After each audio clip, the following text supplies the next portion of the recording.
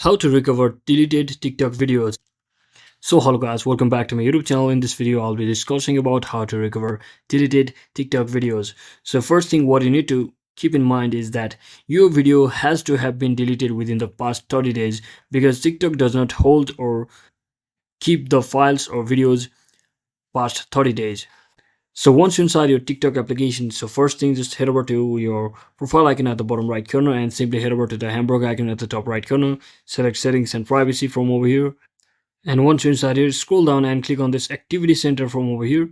And once you click on it, simply scroll all the way down until you see the option that is recently deleted, as you can see over here. Now simply select it. And as you can see, there are two videos which are recently deleted. So I can basically tap on that particular video and simply click on this restore button to successfully restore my video from over here.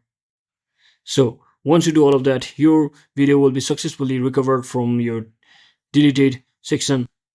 So thanks for watching guys. Don't forget to like and subscribe to the channel. See you on the next one.